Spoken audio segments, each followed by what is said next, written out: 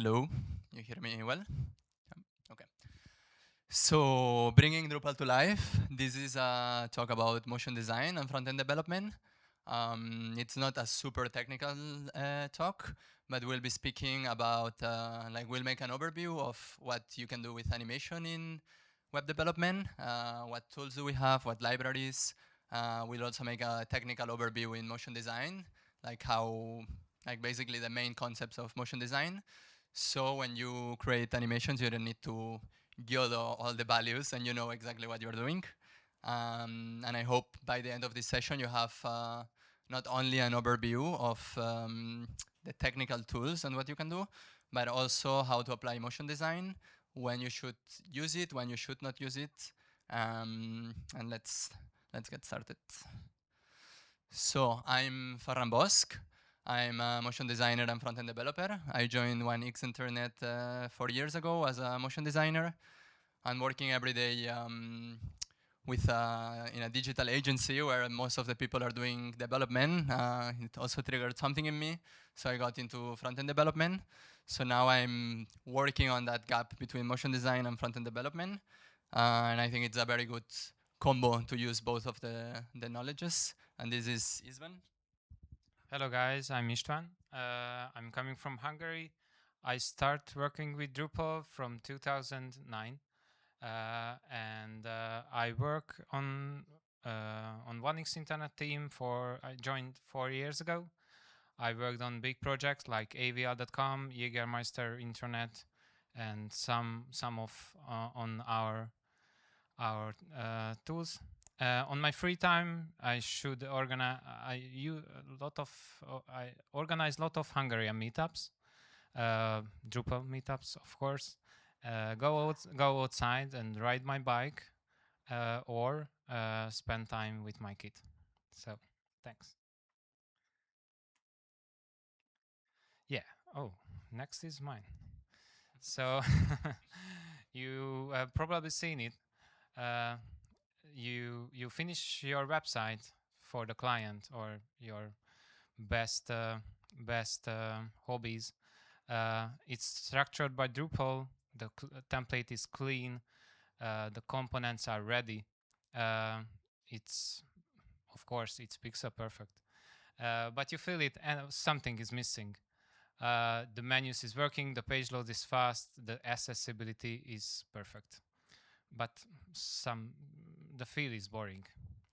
So that's not a Drupal problem, that's a motion problem.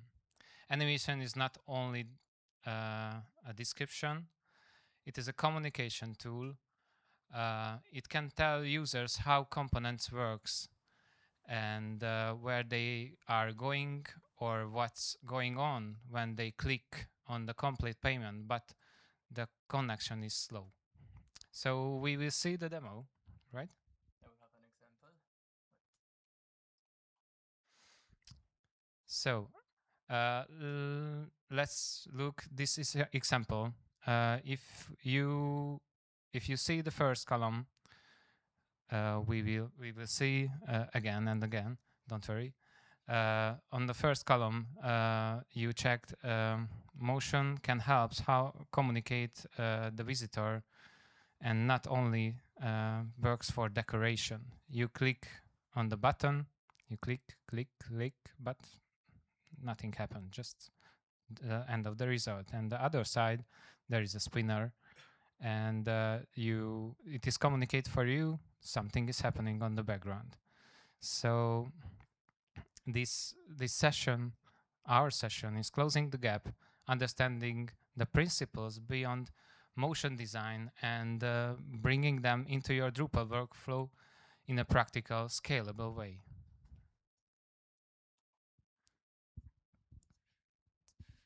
So the principles of motion design. We're going to talk about the very basics of motion design, like how you create an animation, what you need. This all started with Disney creating the principles of animation. It's like 12 principles. They are very famous. We don't need that. Like that's very just for cartoons. You don't need all of that.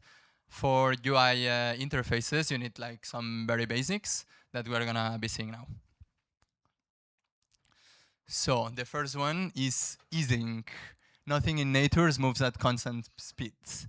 What does it mean? You have probably made an animation, you just used a linear easing, and you realize it looks weird, it doesn't look natural. And that's why, because it's not natural, we're used to nature. And in nature, everything has acceleration and deceleration.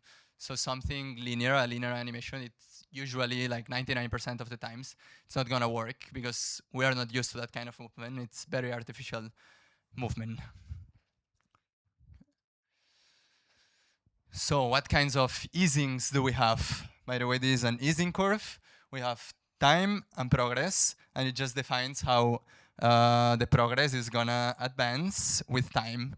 So this basically means the half part of the time-wise, it's gonna accelerate, like go very, very, very slow, and then it's gonna do most of the progress by the very end. So easing curve, basically it accelerates. It starts very slow, and then it goes very fast. When should we use this in our motion design, in UI interfaces? It is, for example, when we want an element to exit the screen. Why would we use ease in? Is because we don't want something to fade out of the screen very fast. We want the user to be able to see that this element is gonna disappear. So we're gonna start very slow, and then we'll go fast. We will make the user notice that something is happening in the screen, and then we'll do it. Ease out, the acceleration. This is completely the opposite. It starts very fast, and then it ends very slow. This is best for entering elements. Why? Because we want our site to feel fast. We don't want a site that feels very slow. Like, you can have a very fast site, but if your animations are slow, you're gonna give that idea to the user. The user doesn't know if the site is loading fast. The user is only seeing what's happening on the screen.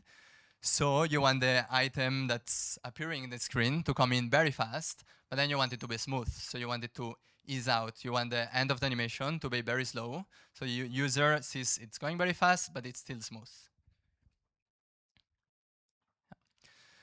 And then last, we have easing out. It starts slow and it ends slow. This is it's best for items that are gonna move in the screen. So we're gonna start slow. So the user sees the element on the screen that is gonna move. The middle part of the animation is gonna be very fast, and then the end is gonna be slow again, so it's a smooth. It's like a car, it's gonna start slow, then it's gonna go fast, and then it has to stop at a slow speed. These are the three big types of easing functions that we're gonna have in motion design. Then you can make like a lot of things, but these are the basics. You don't need anything else. You don't need to go crazy. Like, this is more than enough. Okay, so now we have seen the basic types, and in CSS you can go and just type is in, is out, is in, is out. You have these as default animations in CSS, and it's nice, but the thing is everybody's using those. A lot of people don't make their custom easing functions. So what we're gonna do here is show how you can create your own easing functions.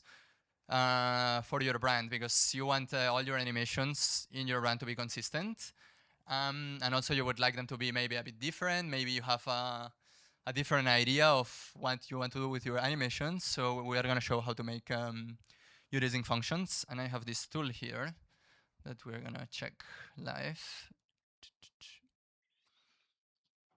Okay.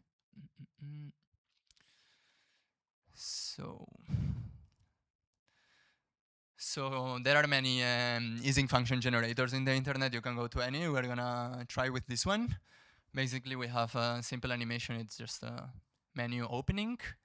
And here we can tweak the curves. Like, we can make, for example, we're gonna make again just easing function. As you can see now, the menu, it opens, it starts very, very slow, and it ends very fast. But if we are opening a menu, as you can see here, it seems like the website is very slow because the menu is opening very slow. So what you would like in this case, when an element is entering the screen, is you would like an ease out function. As you can see now, the user, when clicks on the menu, he gets immediate feedback that the menu is opening, and then just the very end of the animation is slow, so it's still smooth. So what's cool about this is that you can make your own easing function, because maybe you want something very, very relaxed and you don't want it so exaggerated. So you do something like this, and then you have something much more linear. Or maybe you want something very, very exaggerated. So you're gonna do something, in the beginning it will be very, very fast and then super slow. Obviously this is just an exaggeration, but you can do whatever you want here. And then you can go here, just copy the code and have your own function that you can introduce as many times as you want. And all your animations will have will use this function, so they will have the same style. You can also go a bit crazy now just to test it, and you could make something elastic, for example. We'll see if we make something like this with our function, and we can give it a cartoonish look that it bounces. We can exaggerate a bit more. And now we have something elastic. So there is a lot of room to play. You don't need to stick to the default CSS, easy in, easy out. You can make your own things. And I think it's very cool to give your own look.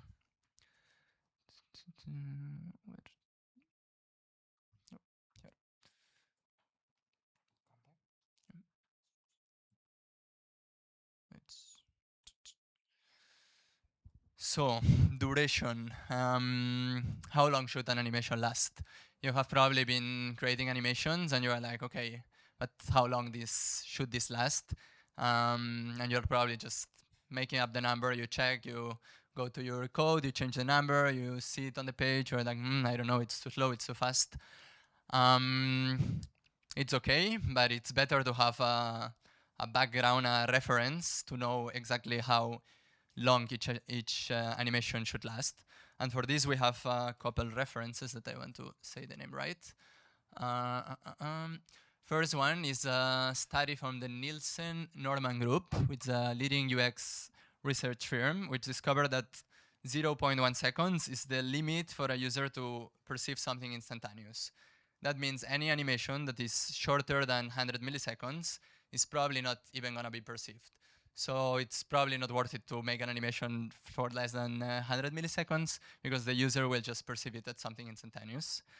And then the other study that we have is called the model human processor, which basically tells us that the average human perceiving an interaction, it takes them 230 milliseconds. So we're gonna use that as an anchor, as a reference of how long a basic animation should last, because it's the time our cognitive, like our brain is gonna take to perceive the animation.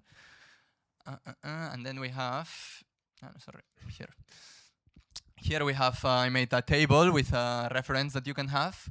Obviously, you can tweak the things, you can make it a bit different, maybe you want it slower, faster, but this is just a reference on how fast should each type of animation, for example, for micro interactions, a hover or a focus, maybe like a button, 100, 150 milliseconds is enough.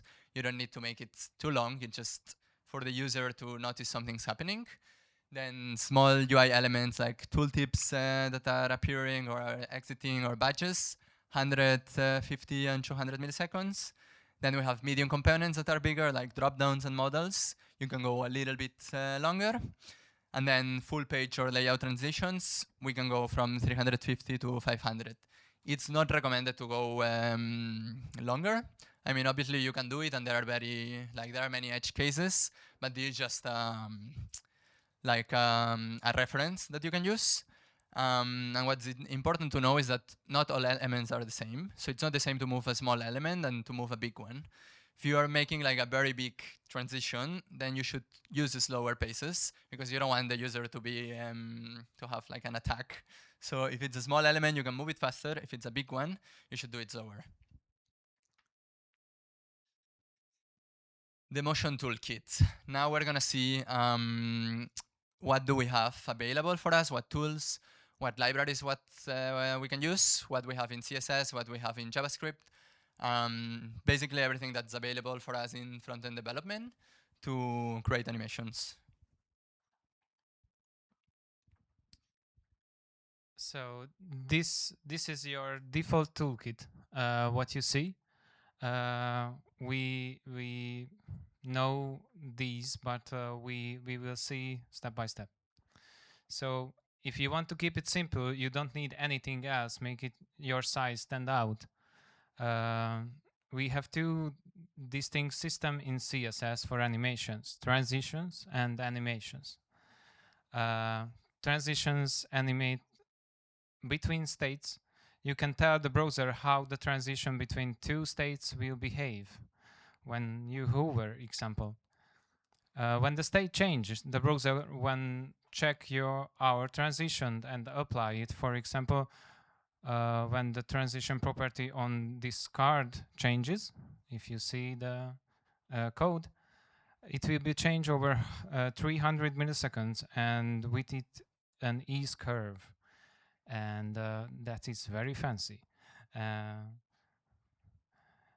The state change could come from CSS modifier by CSS active, focus, focus visible, etc.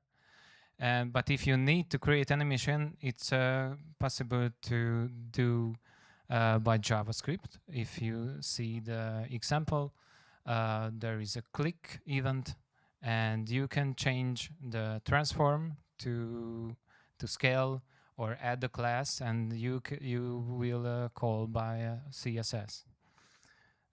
So animations are the ideal tool. They offer granular control over timing, iteration, and multi-stage transitions.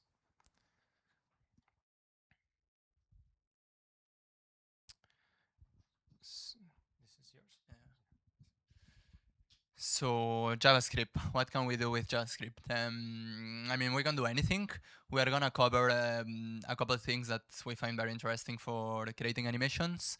First one is the intersection observer API. This basically allows us to create to track when an element is gonna intersect with another n element on the screen. And one of these elements, in our case, is gonna be usually the viewport. Why are we use this? For scroll animations, basically. We're gonna tell the browser, hey, create an observer, and I'm gonna send you a callback, and I'm gonna send you some options. So I want that when this event happens, when this element crosses the viewport, and for example, here you can send it some options like threshold. So you say, when this element is 50% on the screen, I want you to call this function.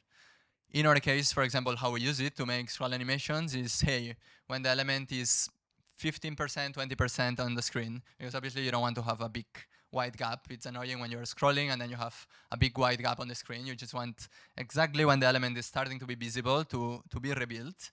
So you tell the browser, hey, when this element is 50% on the screen, then add this class, for example, and it's a isVisible class. And then the element is going to rebuild on the viewport. When can we use this? I think it's a bit like scroll animations. There is a lot of division. Some people hate it, some people like it. In my opinion, we should not overdo it, but when you have a page that is very data heavy, sometimes it's a bit overwhelming to scroll and see all this data. So it can help the user guide their view. So they know, like, they see the animation and it guides the view, and it's not so overwhelming to have like a full page with lots of content on screen. Then we're gonna talk about the view transition API. By the way, all of this we'll show it in the demo, a little bit how it works. We have a simple demo and we show how we implement it. View transition API, it's still quite new. It's not baseline, so it's not working for all browsers. Some things are working for all browsers, not all of them. What's very interesting about the view transition API is that you can create animations between documents in the same domain. So basically, you can have that single page application look, but in a normal website, and do animations between the documents. You can have just a very simple fade out between the screens, but also you can make something very cool that you probably have seen in some websites, which is that some elements, like you can link, for example, you have your main page and it has some teaser views with some images. You can say to the API, hey, this image here is the same one as the full content when you open it. So basically it creates a transition between that image and the other one. We'll see it a bit better later, but it's very interesting. Then we're gonna talk about Lottie because we have implemented Lottie in our company and we use it a lot. We have a design team, and myself, I'm the one providing the animations. Lottie is not for everybody. You need a team that can provide these animations. Basically, it's a library that's coming from Airbnb, if I'm not wrong, they created. And this allows us to have videos, but that are vector-based. That's very interesting because maybe you want to have a very long animation, a very long video. You go, you export as MP4, WebM, whatever, and it's 4, 5, 10 megabytes. You cannot put that in your website. It's gonna load too slow. It's not good. But if you are working with already with vector illustrations, then what you can do with Lottie is create vector animations, and that's very, very nice. It works quite well. You have some constraints. You cannot do anything, obviously. You cannot add rasterized images, but you can create stuff like this animation that it stopped now. But but you can make quite complex stuff as long as it's vector. You can work in their own platform to make the animations. You can also use it in After Effects and then export it in the format. Definitely worth trying. And then let's not forget about accessibility, also very important. Some users experience nausea, dizziness, seizures, or maybe they just don't want motion on their screen because they hate it. We must honor their system preference. We have different media queries that we can use. One is prefer reduce motion with reduce. Let's not forget that reduce doesn't mean remove all animations. If I'm not wrong, you can also like set your preference to remove. But reduce, it means just reduce them. So what we do, for example, is by default, we do remove all the animations, but then we add a transition of opacity. So maybe the user doesn't want the elements moving like crazy and so fast, but they can still, it can still help them to have some small animations. So it's not needed to remove all of them. I mean, it's obviously better than nothing to remove all of it. But if you can have an option for these users that they can have some more subtle animations that are slower and they are not so triggering, that's also interesting. And now we're going to talk about where and when to use motion, because now we know how to create animations. But when should you use it? You probably have asked yourself many times, okay, I have this element, should this be animated? Why am I animating this one? Why I'm not animating that one? What's important to know is that motion is, I mean, it can be decoration. It can be just a brand tool. Maybe you have a brand and you want to send a message for the brand, so that animation doesn't need to have a specific UI, UX purpose. But most of the times, motion needs to be useful, needs to communicate to the user. So, some opportunities that you have to use your motion. Feedback on interaction. Let's say you hover on a button or you hover on something that is interactive. You want to tell the user that that thing is going to do something.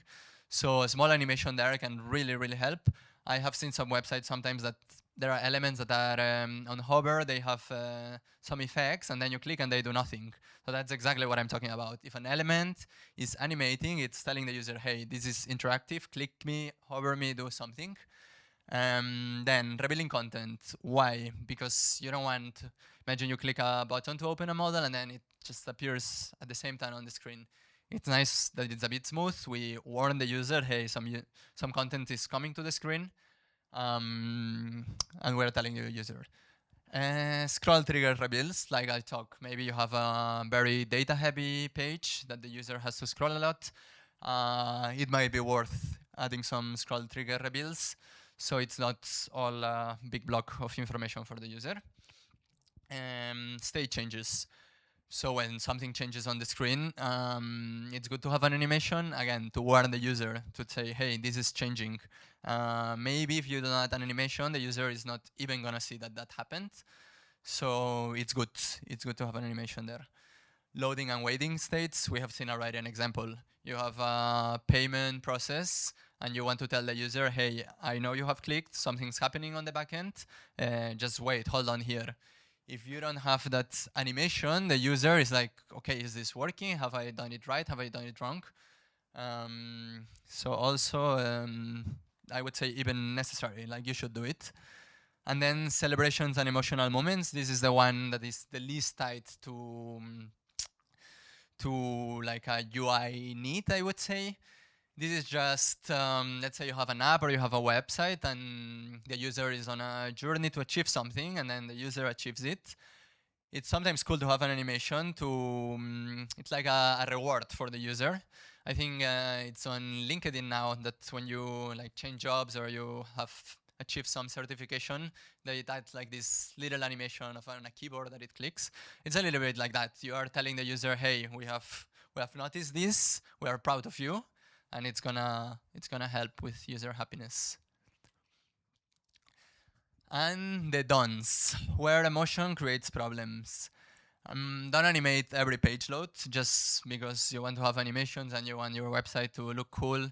Like imagine you enter the website and then you have the hero moving, the menu moving, the text revealing, everything's moving. It's overwhelming. Emotion should guide the user. So you want to move where the user needs to look. So let's not animate everything on load.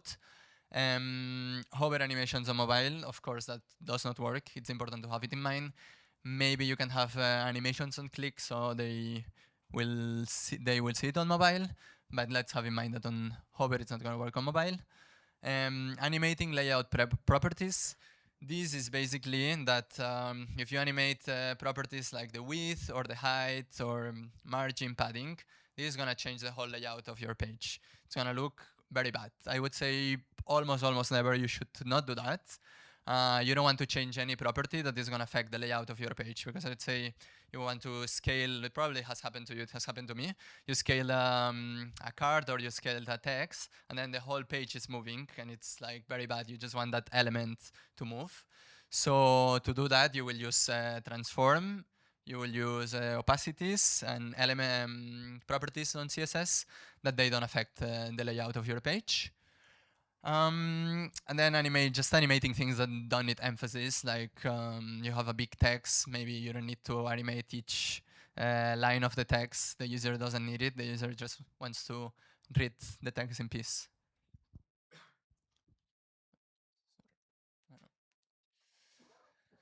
So this is a summary of the questions you can make to yourself when you're adapting if you should animate something or not on your website. First is, does it change state? Like, is something happening? It appears, disappears, expands, collapses. Then it might make sense. But if it's static, leave it alone. Then, does the user need to notice? Like, you want to tell the user, hey, here there is something happening.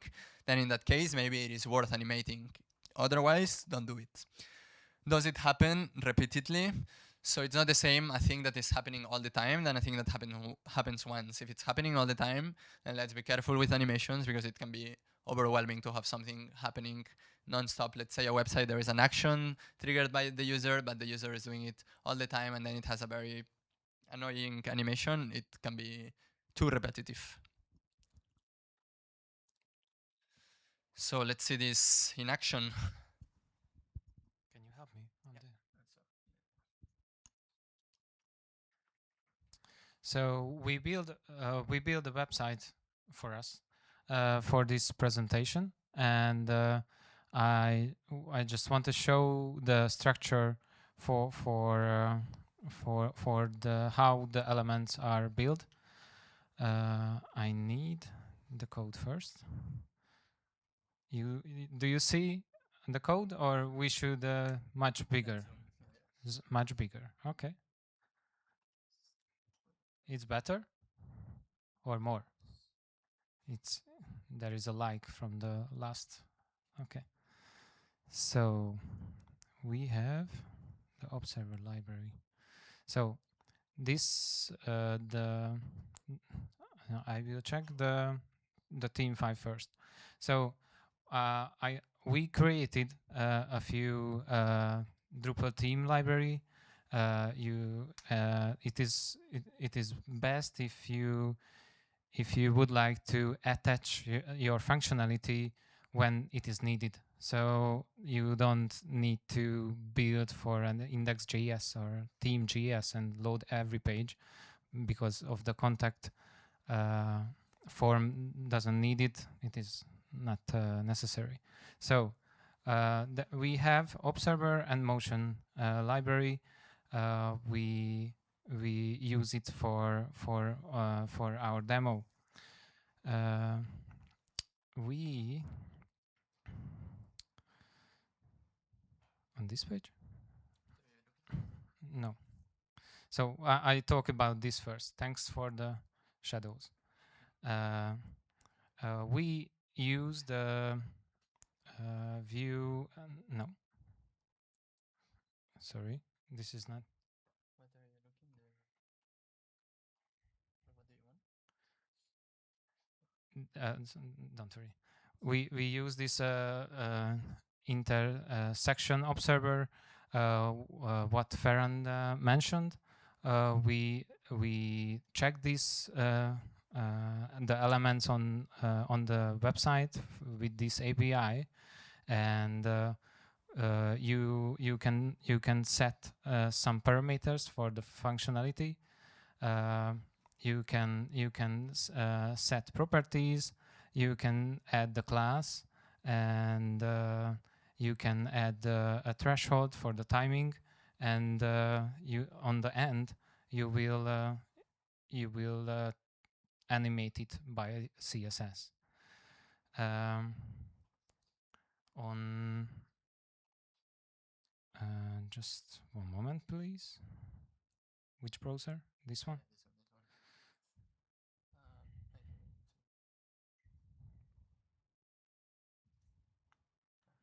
I need an edit form, please.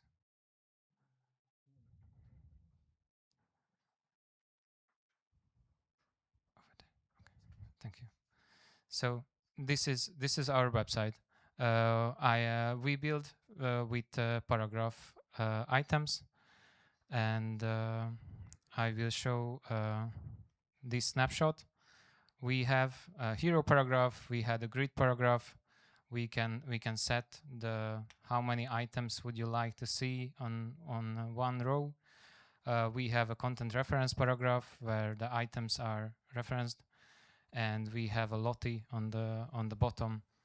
On the settings page, you can select the content here, what you would like to see, and you can select the motion type, what you would like to use.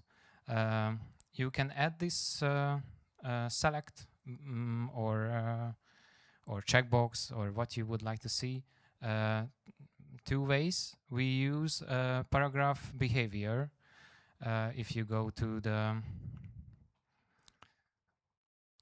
paragraph, you can check the content reference. There is no field here, but you can use the field. So this is for your side. But if you create a paragraph behavior, the behavior will be visible on the paragraph edit page, and you can enable or disable it. If we go back to the code, we will see the behavior files is I created a module for the paragraphs. The module is, it's almost empty, just an info file, and a library is for the admin side, but this is not important. The map, the folder name and the structure is very important because that's how the paragraphs knows the behavior is here. And for example, the grid paragraph has a list for how many columns would you like to see, and there is a select. You can define what would you like to see, a select, an input, a checkbox, what you would like. And on the end, you can filter for only, I would like to see this only for the grid paragraph. And if you go back and you see the columns is not here, but if you go back to the grid paragraph, you will see the columns is available. So this is the way how we add extra attributes to the items. And on the end, when you select the columns what you would like to see, this is visible, and of course it is working. And on the paragraph template, I need a moment for the theme paragraph and the section.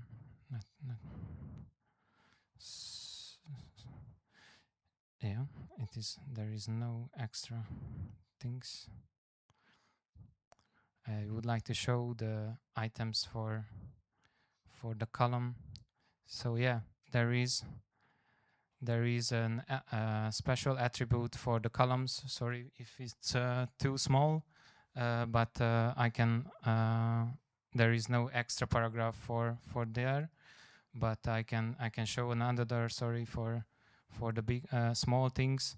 So the motion type, if you see, there is a paragraph get behavior, and you can get the motion type behavior for what the motion type is our machine name. So you can name what you would like, and there is you can set the motion on the template, and what you select for the content reference.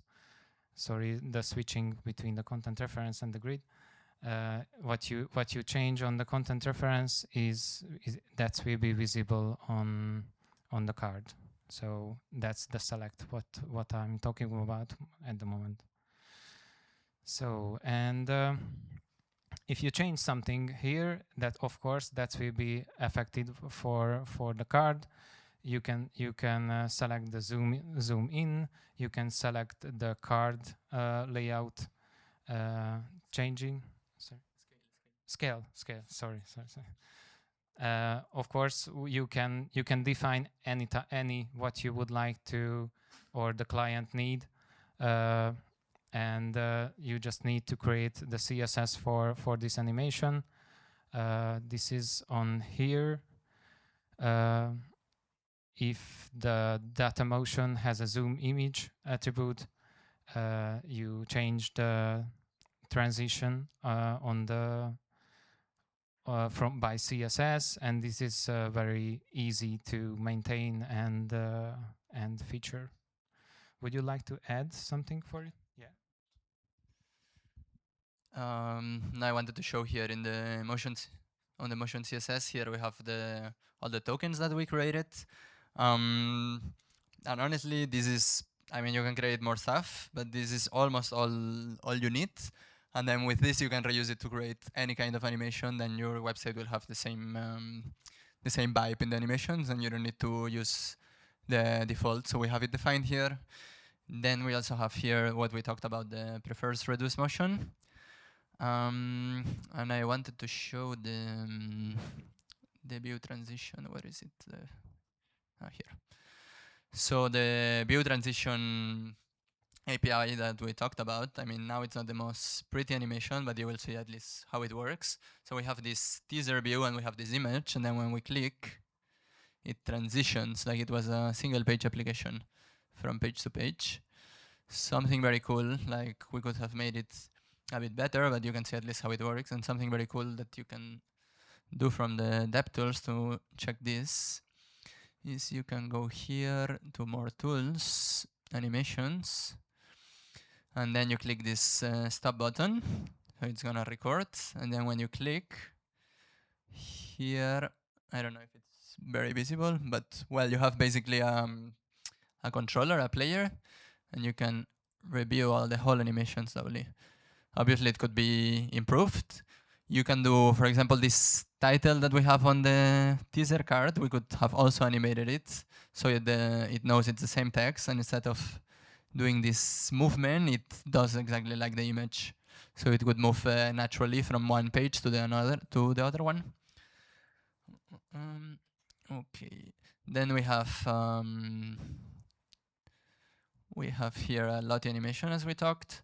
This is all SVG. What Lottie does is it converts. They have their own format.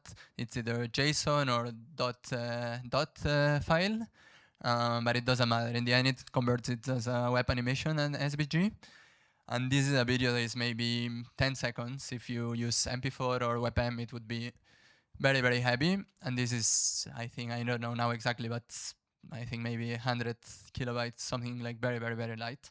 So it's nice. Then we also have we showed the observer API. And I'm going to show you how it works.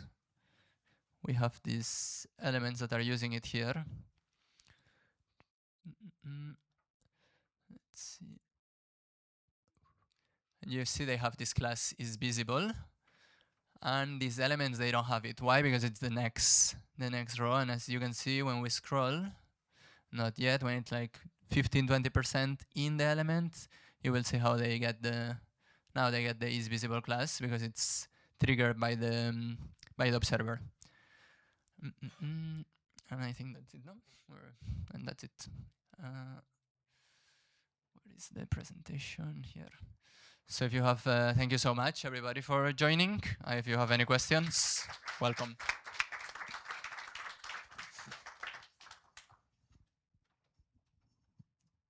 I think we have one.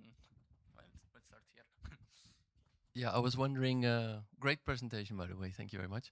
I was wondering, can you say something about the number of frames per second? Is that something that you can determine? Is that something, what is the bottleneck there? And do you need to take it into account on whether you animate or how fast or how big you move certain objects? So I don't know exactly. As far as I know, I think the browser is the one taking care of that. So it's not something you would need to think about it because it's gonna be the browser. I don't know if you can change it. Maybe you can. You should have it in mind if you make a video, obviously. And it's more of a artistic, depends on what you want. Like if you want a cinema look, then you go for 24 frames, for example. Or if you want a more like HD, 4K, whatever, you go for 60 frames per second. But I would say in web animations, it's not something that I don't think about it. I guess the browser is taking care of it. I don't know if you can change it in CSS, JavaScript. Maybe something can be done, but I don't know. More questions?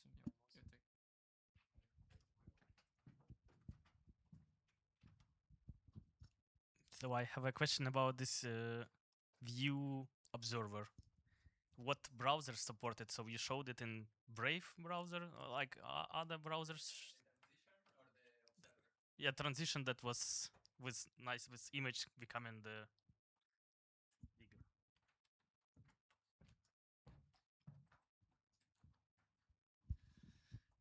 So as far as I know, I think it's Safari as always, that it's still not fully supported.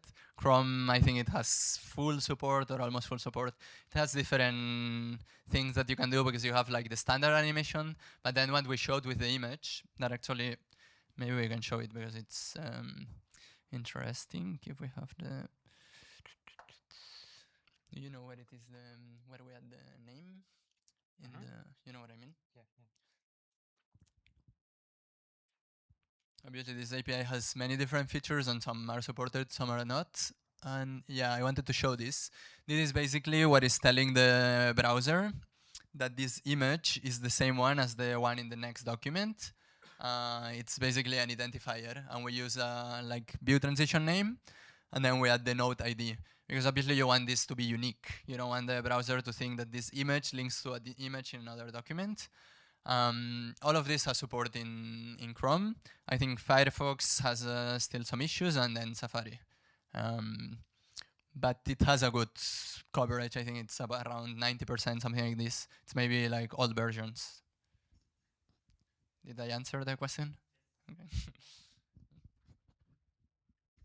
Yeah, only wanted to thank you for not forgetting the accessibility aspects of the whole stuff, and perhaps add that whenever you do anything like that, keep in mind that there's people that are blind, and perhaps people that can only use a keyboard. So whenever you do a hover, you might want to consider if you want to do it on focus too. That's it. Thank you so much. Note taken. Any other question? Okay, then thank you so much, everybody, for being here.